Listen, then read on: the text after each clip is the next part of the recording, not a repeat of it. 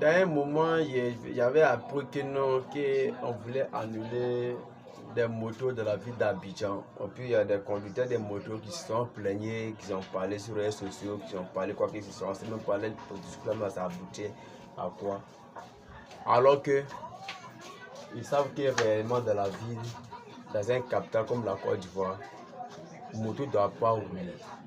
Moto est fait pour le village, aller au champ, quitter au champ, aller faire des petites balades, mais pas pour faire transport avec, pas pour faire une livraison. C'est aussi des conditions normales. Vous devez respecter les règles de l'État. Vous devez respecter les règles de l'auto-école. Mais moto fait le contraire. Moto ne respecte jamais automobile, véhicule. Moto ne respecte pas une code de la route, ni feu tricolore, ni les piétons. La majorité des accidents qui se passent dans la ville d'Abidjan. En 100 accidents, moto est la cause de 90. Monsieur le ministre Amadou Kone des Transports, c'est vous qui avez fait qu'aujourd'hui la moto a pris le relais. Pourquoi? Parce que vous avez accepté l'application qu'on appelle Yango, Drift, Uber, tous, etc. sur le territoire national de Côte d'Ivoire. C'est à travers ça aujourd'hui, moto se prend autorité de leurs véhicules. C'est à travers ça aujourd'hui, des véhicules de personnel se fait enregistrer. Alors que vous avez dit ici pour dire que non, pas de cas de transport pour les étrangers. Mais c'est à travers l'application aujourd'hui, la majorité des étrangers sont enregistrés sur l'application.